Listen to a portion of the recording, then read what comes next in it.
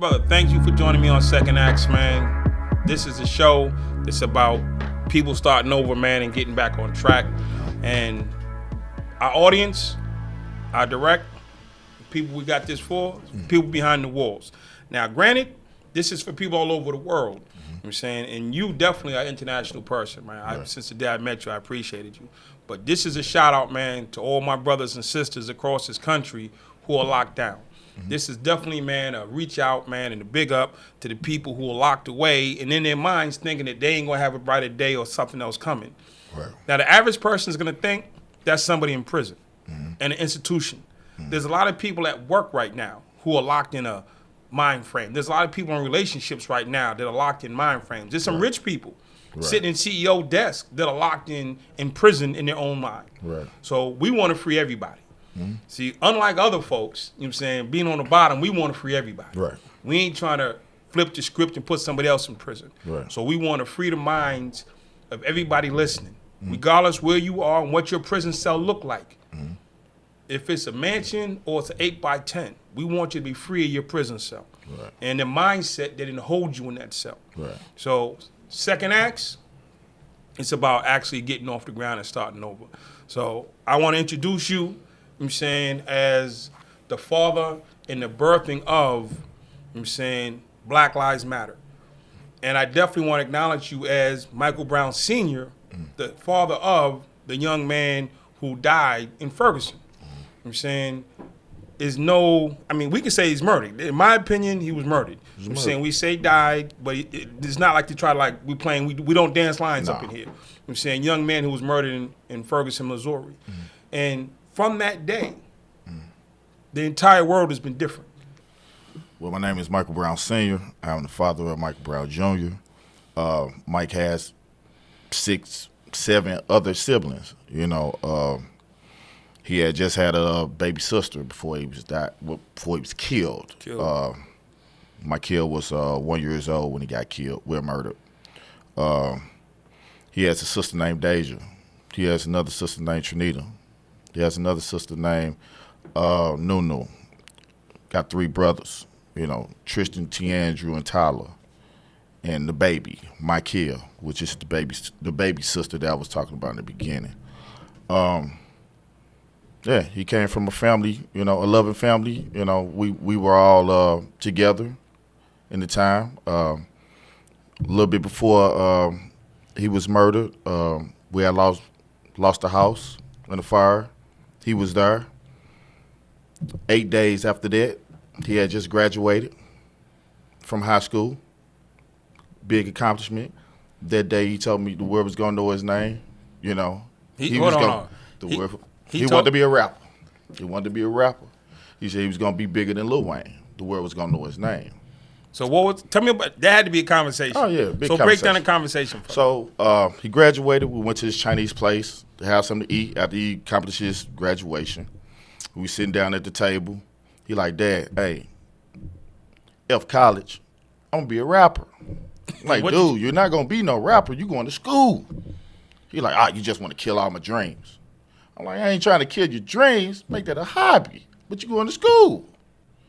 I explained to him why I said what I said, because he didn't understand, like, it's my choice. I graduated. I did what you said do. You did. I did what you said do. I graduated. So now it's my time. No, man. He walked the stage. No. He walked the stage. He did his thing. I never walked the stage. Hey. Did you walk the stage? No, I didn't. That's why it was so big for me. Oh. I graduated through him. So I'm about to graduate. I'm waiting for 2 more years so I can graduate through my son. I didn't walk the stage. Right. I got to end up getting my GED, but I got my GED too. Me too. I didn't walk the stage. Your son walks the stage. You're like, wow. I can't wait for my son to walk the stage. My son played Pop Warner football. I never got a chance to do that either. So I'm living through my son. You're living through your son. Right. And he said, of course you're not trying to throw college out the window because we've been pre-programmed that college is everything. Right. So you just got father, son, you ain't getting it, dad conversation. Then you do the breakdown later. Yeah. Now was the 13th, and then you go home. Yeah. Then you got a call. Yeah. That morning I went to work. I got off early. I was at the house helping fold clothes. And Leslie's mother, which is Mike's grandmother, called the phone. And she said, She asked Cal, was I in? Cal gave me the phone. She said, Mike is laying in the middle of the street, full of puddle of blood. Police just killed him. So I turned to the family. Hold on. Yeah. No, you can't go fast after that. All right. You get a call from your mother. No, From Mike's grandmother. his mother's mother. Mother's mother. His mother's mom. Uh-huh. His grandmother calls you and says, your son is in the street, murdered. Yes. Yes. Is that, I mean, I can't fathom that. Hey. I'm like, I would say to people, pick up your phone, look at your phone. Now imagine somebody calling you and telling you your child's not just dead, but murdered and in the street. Right. I couldn't believe that. I mean, if you called me right now, told me my son was dead, I wouldn't believe you. Yeah. Because I wouldn't want to believe you. Right. I went through that phase too. Until it became real when I got there. When did it become real? As soon as we pulled up, leaving the house. I skipped. Leaving the house, I say, police just killed my son. So at that point, I went into some type of tunnel. I don't even remember the ride. I don't even remember getting there. I remember getting out the car. I remember walking up towards the scene. I remember seeing a shoe in the street, which was flip-flop. I had bought him some flip-flops. We had the same matching hat because I had gotten married earlier that year. We had the same hat in my wedding pictures. So I seen the hats in the street. I seen the flip-flop. And after that, I didn't see what the world seen him face open on the street. When I got there, he was covered up. So I was still in disbelief because I'm not seeing him physically. But I see things that remind me of what his wear is, what he wears, Right. you know. So That's first hour. yeah, that's first hour. So Go ahead. first hour you come up, you see his stuff that you know is his. You see him, even though you want to be disbelief, Yeah. even though fact is on deck. Yes. So it's over. No, it's not over. Asking questions from authorities, dogs being sicked in our face, AKs pointing in our face, all the disrespect. Why were they pointing AK at you? Well, the thing about it was they was trying to control crowd control. So Crowd it was a scare tactic. It was a scare tactic. So why did crowd control? Crowd control. Because there's a group of people outside now. There's hundreds of people out there. So that's hour one. Uh-huh. What happened after that? Hour two. We'll talk about hour two. What happened in hour two? Hour two, 98-degree weather, still asking questions, being disrespected by the police. One officer, his name was Officer Kane, he was about to retire. He walked up to the family, he said, I'm white and this ain't right. He said, do you guys want some water? We accept the water. He said, well, I'm about to retire, but y'all guys need to get a good lawyer on this because they're trying to cover this up. So that's hour two. That was hour two. So so he's in the ambulance and going to the hospital. No. Mike was still on the ground. What do you mean? Hour two. He was still on the ground. So you pull up, Uh-huh. and 60 minutes later, he's still on the sidewalk, He's still in the middle of the street. middle of the street, Yes. Yes. with his sheet on. Yes. So what happens in hour two? Well, hour two, there's a conversation with the officer, and that's the day I met Anthony Shahid, the guy that started Hands Up Don't Shoot. He was having a conversation with the police for us because they wouldn't talk to the family for some apparent reason. He was able to get a little conversation out of them to see what the process was and why is Mike still out here on this ground. Okay, so what happened next? Well, it was almost like a waiting game, brother. We out there, we got the questions, ain't nobody answering. So it ends at hour two? No, it ends at hour 4. I'm lost. So Mike was out there in the middle of the street for 4.5 hours. 4.5 hours. 4.5 hours. And did they ever tell you, I can't think of a reason for someone to be in the streets for 4.5 hours. Well, they say they couldn't get through with the coroner. So what they did was they came through with a black little small SUV truck, lift him up, and put him in there. Gave us a card and said, get him an hour and a half, give him a call. We could come identify the body. So we've been out here 4.5 hours, and y'all wouldn't even let us even go and see or touch or, identify then. But they caught themselves going through, I guess, a process of covering up. So, Okay, so I'm trying to understand. 4.5 hours. yes, sir. You're on the scene. Yes. 4.5 hours. 98-degree weather. 98-degree weather. Yes. Dead of August. Yes. Your son is physically in the street, Yes. and nobody's thinking we should move him. Now, I personally believe there's been a lot of, unfortunately, black people killed by police. Yes. And they say, well, what was different about Ferguson? Mm-hmm. I believe the fact that they left your son in the street for 4.5 hours, Mm-hmm. that the entire neighborhood, his parents, the people he grew up with, everybody had this. It's one thing if you kill somebody, take him away, then it's like, okay, he's dead, but he's gone. Right. But for everybody in the neighborhood to have to look at their loved one Right. for 4.5 hours, Right. that's traumatizing. That's another thing, Dre. The world watched that too. It's all over the internet. Yeah, the streaming. But I mean, Yeah. the people But who the were people- sitting there yeah. for 4.5 hours are like, we watched George Floyd last year for 4+ minutes, Right. and the world was shocked. Right. They streamed that for 4.5 hours, Yes. and that creates trauma, Yes.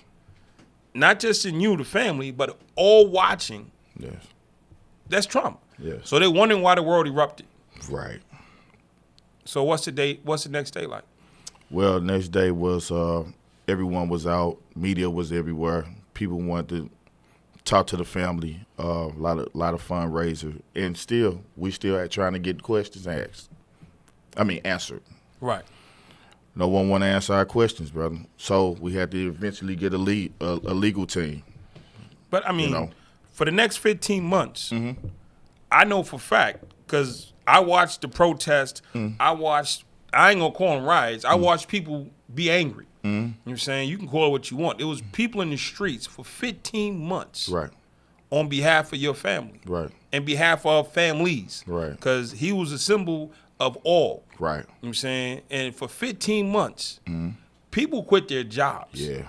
And just protested 24 hours. A lot of people lost their jobs.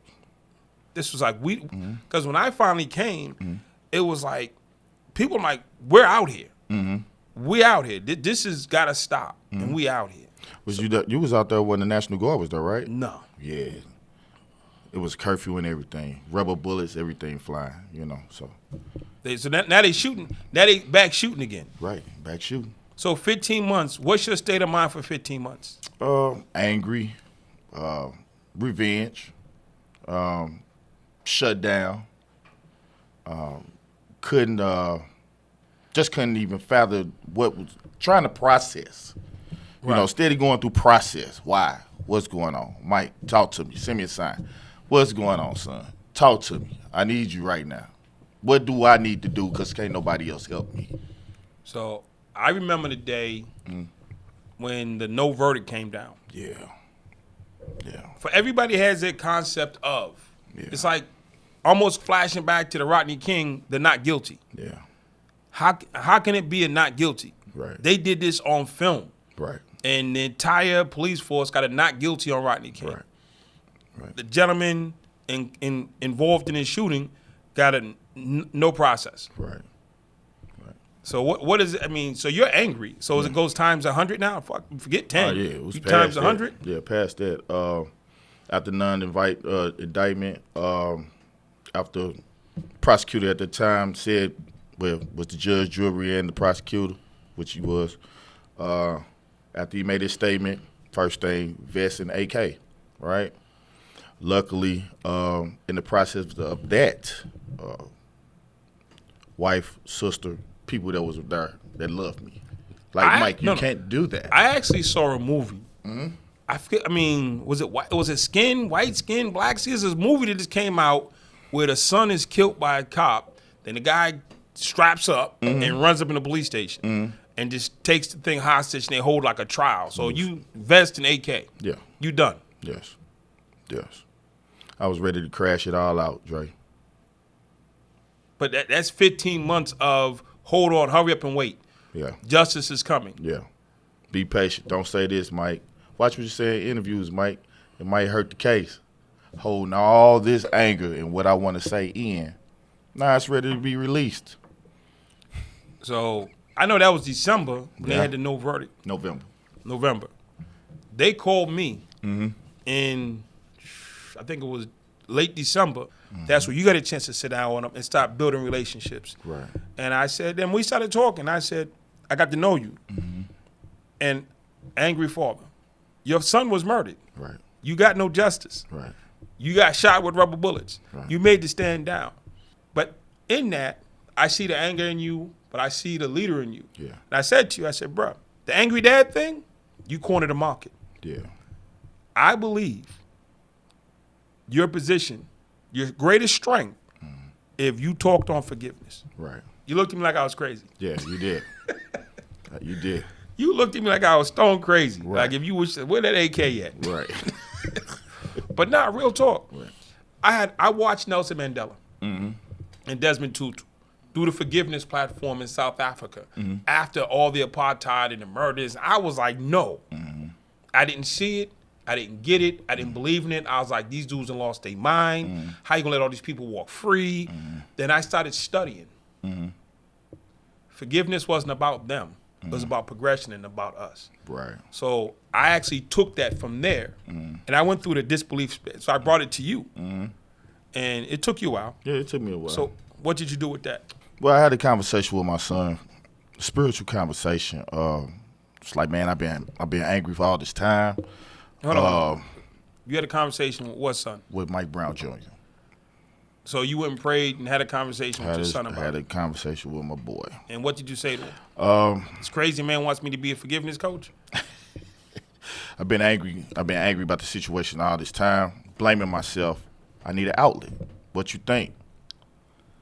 And I think I got that talk about, you need to let go, do what you need to do, because I don't want to see.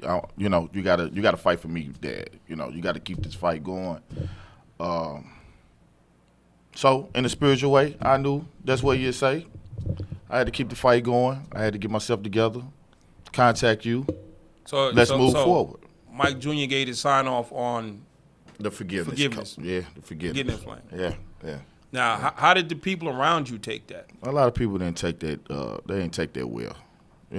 What you mean you forgiving? You forgiving the guy that killed Mike? Nah.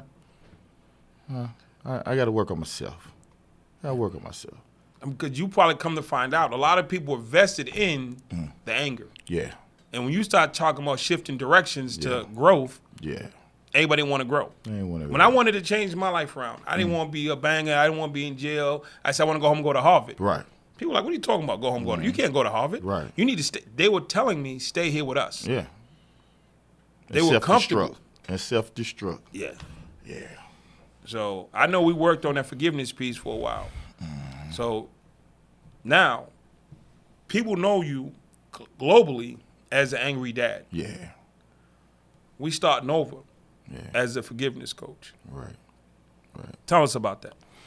Well, I did a trip with you to South Carolina in the prison, Lee Prison.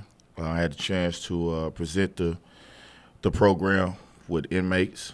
A lot of inmates actually helped me write the program too. Gave me an idea of which angle I need to go. They had a lot of deep talks. You sat down with prisoners. Prisoners. I was there. I'm just acting like I could ask a question. Sat down with prisoners. You sat down with prisoners Yes. who were locked down, confined, and oppressed Yes. in South Carolina Department of Corrections, and they helped you create the forgiveness program. They helped me create the forgiveness program. A group of oppressed men Yes. Yes. helped you. They also taught you didn't want to be in jail. They didn't embrace the anger. They wanted to help the anger release out of me. Got you. Some people wouldn't believe that, but hey. So you got people in free world talking about stay angry. Right. You got dudes condemned to prison talking about forgiveness is a way. Forgiveness. Yes. Shout out to SCDC, AOH. Yes. Shout out. in the building. Yes. So after then, we built a small platform. I remember we set up a phone call or video. It was COVID. Video, we set up the Zoom call with you and Dave Abel and Securus Technology. So he has control over a prison platform that has content, that has tablets all over the prisons. Yeah. And I was like, yo, Dave, there's a guy you need to meet what I'm saying, who can actually bring a different space to these tablets. And y'all had to, how was the call? Oh, the call was beautiful. I introduced myself. He introduced himself, and we supposed to be getting back on another call, moving forward. Yeah. Because I just believe that all the people who are locked up right now, and I'm going to go back to locked up in prison, locked up in their homes, locked up in bad jobs, locked up in their minds, need to hear a man who was locked up in his pain. Yeah. You were locked inside of anger. Yes. You are in a cell. Yes. You just locked in that moment of disbelief in a never world, that no world. Like, Yes. this isn't happening. Yes. So for you to come out of that and to be standing up is amazing. Yeah. And I definitely have to salute you, man, for making that transition, because I have to ask myself, if it was the other way around and you came to me, could I be that strong? Yeah. Yeah. I appreciate you. You helped me with that. Yeah. So I mean, Everyone needs someone. Even when you want to run from them, this guy's full of it. You know, the whole time you was just trying to help me. yeah. I get something. I understand that. You know what I'm saying? And what happens is I always tell people, what did I ever ask you for? We've been kicking it for years now. Yeah. And you say, okay, you got this guy wants this guy wants. What has Dre ever asked me for? Right. Nothing. Right. Dre's only made opportunities and situations. And I look at right now, we were watching TV this morning, and the man's going on trial for George Floyd's case. Right. And the world's like, okay, he needs to go to jail. And I made the statement, I was talking to a friend, that's not the trial. That's not even the scenario. That's the illusion of what we think it is. Now, on the ground, I say the trial of the century was January 6th. Right. This trial for this cop in Minnesota is just a byproduct of bad timing for him. A video camera caught him. Society had that lady not caught him on that camera. The coroner already said it was underlying issues. It wasn't asphyxiation.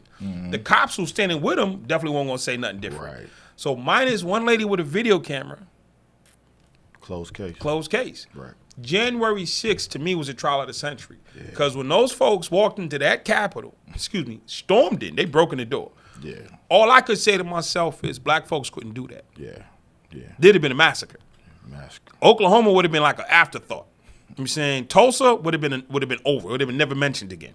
Right. If that had been black folks, they stormed the building, broke down the door, killed cops on sight, ran the vice president and the entire Congress out the back door, and then they all walk out the building.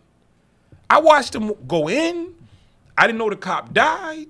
I watched them run people out of the building. They jumping, hanging off banisters, Right. sitting on desks with feet up, chasing cops, and then walked out. Now they got to go look for them. Right. If they'd have been black, we'd have known to find them. Yeah. Spread her across the floor. Right. That to me was the trial. That to me is America I live in. That says, we're halfway there. Right. We're halfway there. So I need you, because again, I'm not there yet. You're the forgiveness guy. You're in the second. This is second acts when you're starting over. So when you see stuff now, versus bringing an angry dad to it, you got to bring the forgiveness lens. So how do you add forgiveness to January 6th? Definitely with my story, I went through a lot, and to overturn everything is where I'm at as far as forgiveness. I had to forgive myself. How was that process? Man, that process was hard. Definitely hard. Still going through a few different things too. I'm not gonna say I'm perfectly all the way through with the forgiveness part. No more but I'm AKs still- invest though. Nah, I can put them down.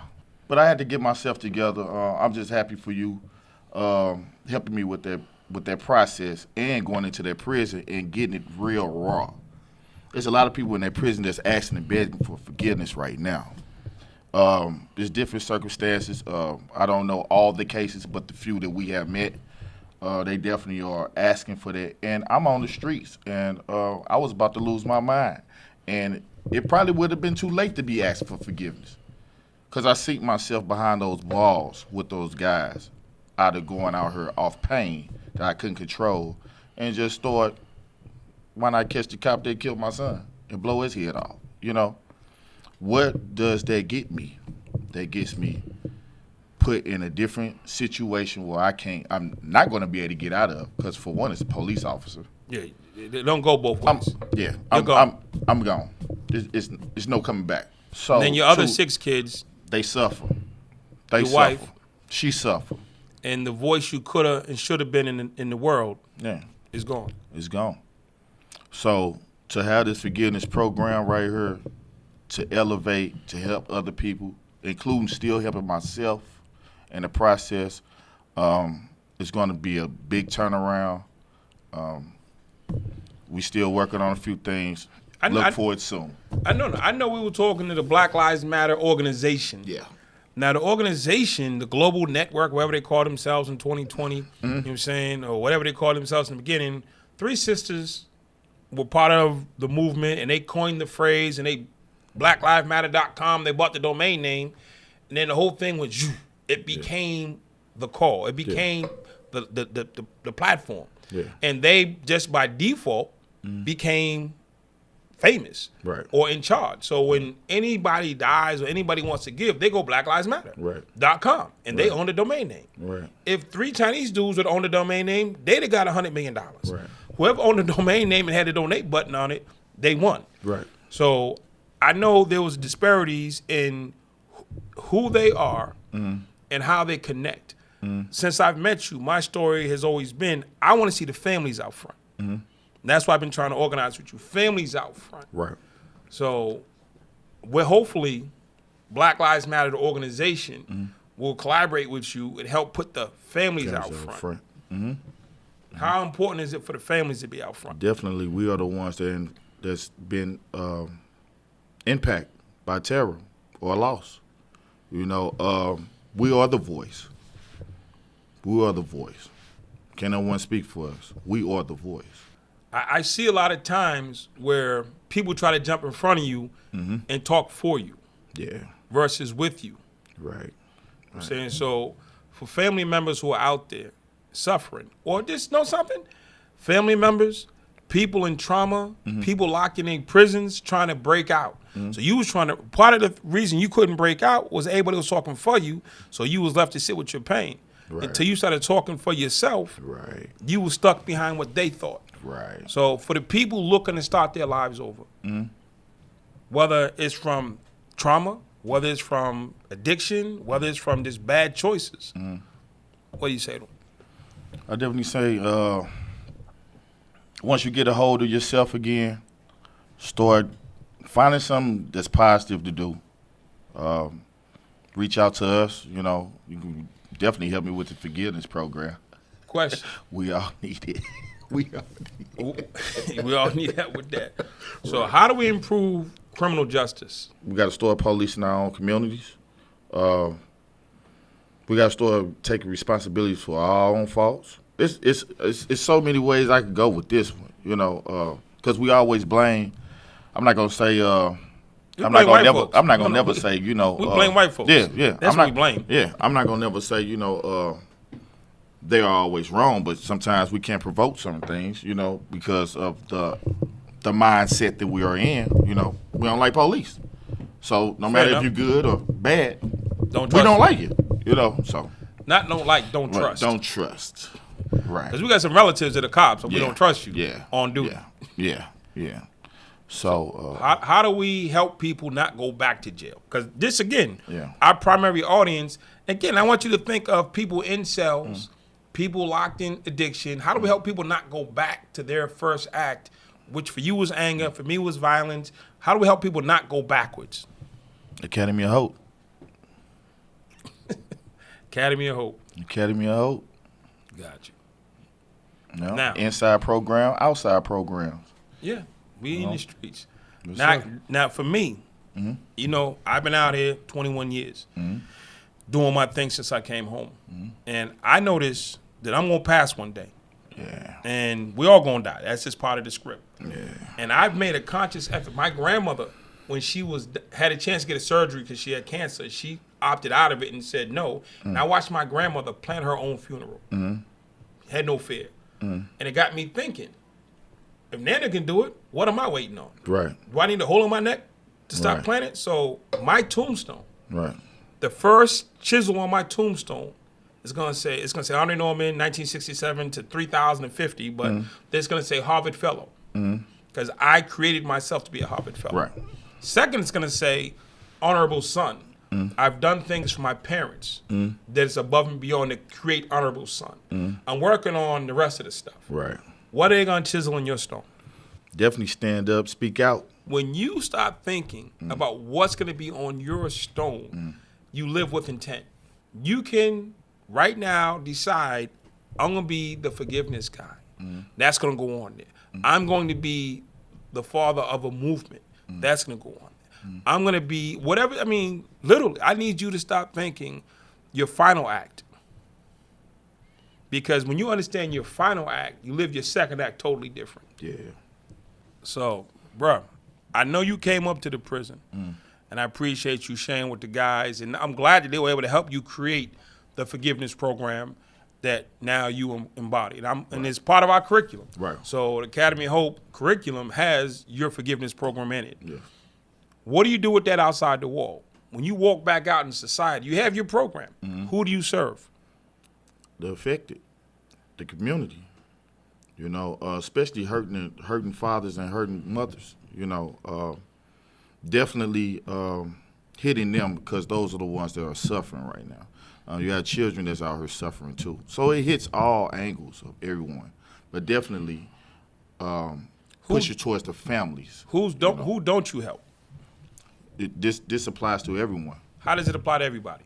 because everyone needs forgiveness. Okay, I'm a white guy from Beverly Hills. I'm a Spanish guy from Texas.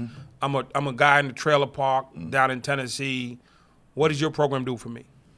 Well, it depends on what you have going on, what you need help with. I need forgiveness. I'm mad. I'm mad. well, I'm mad. Period. Okay. Well, definitely you have to start with yourself first. It always works itself out when you start fresh at yourself first. You know, So the forgiveness program is how I free me. how you free yourself. I need to go talk to my dad. You know what I'm saying? Because my dad had a You still angry though, right? You got to free yourself.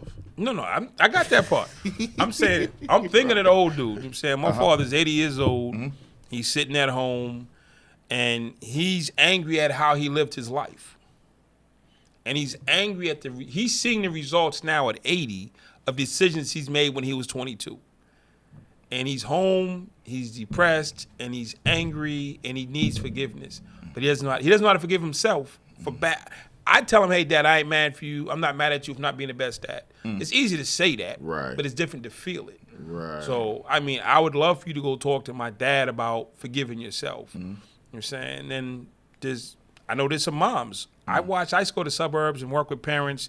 They drinking wine like 40 going south, and the kids turning to be alcoholics and addicts, and they don't understand why. Then they finally realize, oh, they started off in our liquor cabinet. Right. I got a lot of suburban moms that need you to come teach forgiveness. Right. You know what I'm saying? And then the classic, the corporate dad Yeah. who was never home. Right. But I did all this for you kids to have this big house, car, and private school, but you don't know me. Now he's looking up and he's stressed out. Like my dad just wasn't there for whatever his reasons, but a corporate dad was just away working all the time. End result's the same, fatherless child. Right. Now they're sitting up, needing forgiveness. Right. Does your program go into those spaces? Yes. Because it's about the individual, not the circumstance. It's about the individual and the circumstances. But we have to start with self first. Got to break that wall down first. Then we can move forward. Got you. We didn't talk about the Michael Brown Jr. Foundation, Okay. which which is really the Forgiveness Foundation, Yeah. but it's in his name. Yes. So The Michael Brown Jr. Foundation. It has the Chosen Fathers. They have a group called SIPS. I am actually over the Chosen Fathers part. You know, the father is supposed to be this tough guy, supposed to be able to take hits and licks across the head, and not supposed to be affected by none of the hurt. It's built to give us an outlook and give us a part of healing, you know, because they always run to the woman, you know. Now, for question. support, but the Is- man never gets. Question. Is the forgiveness program Yes, housed there? yes. The forgiveness program will be there too. That will be part of the Chosen Fathers. It'll be part of the SIPs. It'll be part of all the entities that's in there because all of it is based upon father, daughter, families. Gotcha. Families. That It's is based upon families. easy enough. So, ladies and gentlemen, this has been Second Acts, a Securus original, coming to you live. You know what I'm saying, in real time with real people. You know what I'm saying, and we just appreciate you. Thank you, I bro. appreciate you, and I want the world to know not where you started, but where you Where are. you going? Right. You know what I'm saying, Thank you, bro. and hopefully people are blessed and better by your sharing. I know I am. Thanks. So with that, Second Acts is coming to a close. We will see you soon. Hold it down, and you know what I'm saying, hold your business.